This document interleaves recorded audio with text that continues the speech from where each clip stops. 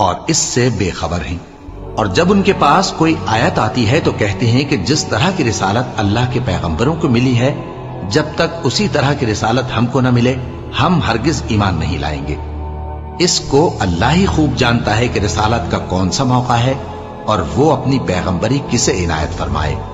جو لوگ جرم کرتے ہیں ان کو اللہ کے ہاں ذلت نصیب ہوگی اور عذاب شدید ہوگا، اس لیے کہ مکاریاں کرتے تھے۔ تو جس شخص کو اللہ چاہتا ہے کہ ہدایت بخشے اس کا سینہ اسلام کے لیے کھول دیتا ہے، اور جسے چاہتا ہے کہ گمراہ کرے اس کا سینہ تنگ اور گھٹا ہوا کر دیتا ہے، گویا وہ آسمان پر چڑھ رہا ہے۔ اس طرح اللہ ان لوگوں پر جو ایمان نہیں لاتے عذاب بھیجتا ہے۔ اور یہی تمہارے پروردگار کا سیدھا رستہ ہے۔ جو لوگ غور کرنے والے ہیں ان کے لیے ہم نے اپنی آیتیں کھول کھول کر بیان کر دی ہیں۔ ان کے لیے ان کے اعمال کے صلے میں پروردگار کے ہاں سلامتی کا گھر ہے اور وہی ان کا دوست ہے۔ اور جس دن وہ سب جن و انس کو جمع کرے گا اور فرمائے گا کہ اے گروہ جنات، تم نے انسانوں سے بہت فائدے حاصل کیے، تو جو انسانوں میں ان کے دوست ہوں گے وہ کہیں گے کہ پروردگار ہم ایک دوسرے سے فائدے حاصل کرتے رہے اور آخر اس وقت کو پہنچ گئے جو تو نے ہمارے لیے مقرر کیا تھا۔ اللہ فرمائے گا اب تمہارا ٹھکانہ دوزخ ہے، ہمیشہ اس میں جلتے رہو گے مگر جو اللہ چاہے۔ بے شک تمہارا پروردگار دانا ہے، خبردار ہے۔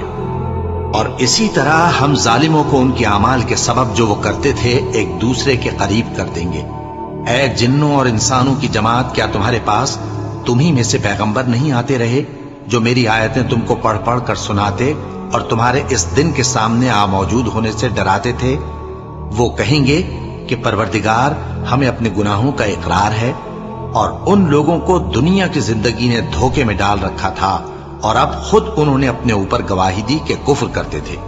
اے نبی، یہ جو پیغمبر آتے رہے اور کتابیں نازل ہوتی رہیں تو اس لیے کہ تمہارا پروردگار ایسا نہیں کہ بستیوں کو ظلم سے ہلاک کر دے اور وہاں کے رہنے والوں کو کچھ بھی خبر نہ ہو۔ اور سب لوگوں کے بلحاظ اعمال درجے مقرر ہیں، اور جو کام یہ لوگ کرتے ہیں اللہ ان سے بے خبر نہیں۔